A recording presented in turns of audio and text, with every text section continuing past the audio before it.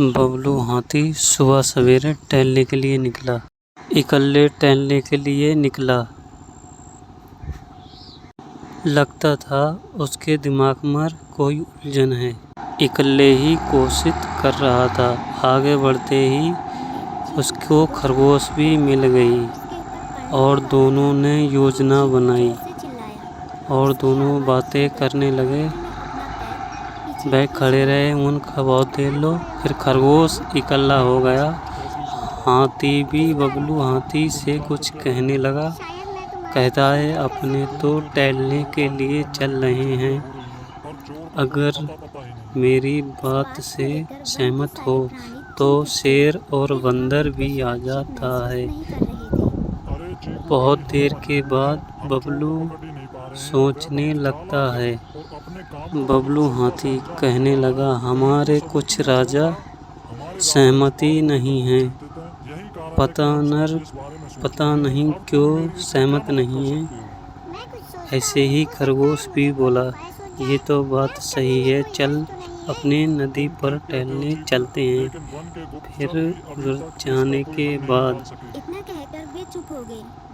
फिर पानी पीकर जंगल में आ जाता है। खरगोश भी मिल जाता है और बबलू हाथी भी आ जाता है और खरगोश कहता है, मैं तो भाई बहुत दुखी हो गया हूँ। फिर खरगोश भी कहता है, हाथी भी कहता है, मैं तो अपनी बातों से बहुत दुखी हो गया हूँ।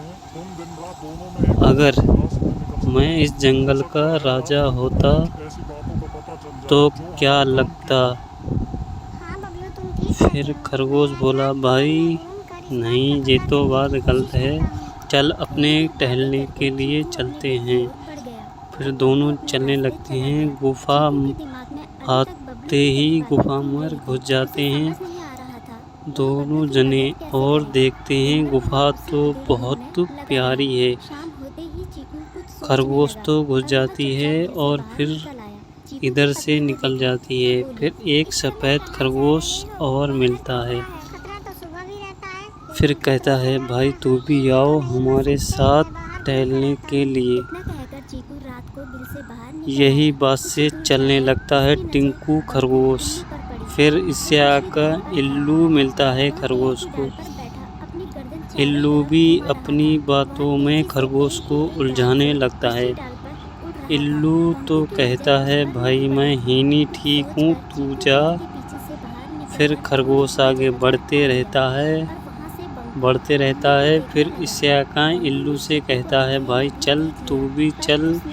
मगर इल्लू कहता है, बस भाई मैं हीनी ठीक हूँ, चल भाई मैं खुद जाने के लिए तैयार हो रहा हूँ, अगर तुझे मेरी ज़रूरत पड़े। फिर इल्लू के पास चमगादड़ भाई आ जाता है।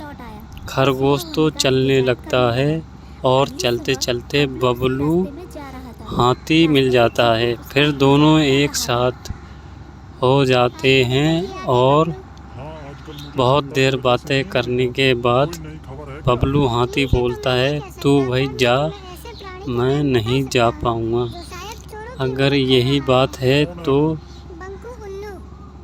चल, नहीं तो मत चल। फिर दोनों जने बातें करते होते हैं कि भाई मेरे सूंड में से हवा नहीं निकल रही है, मैं कुछ खा नहीं पा रहा हूँ। फिर देखते ही देखते सारे जंगल के पक्षी आ जाते हैं। शेर, चीता और इल्लू, मोर सारे जने आ जाते हैं।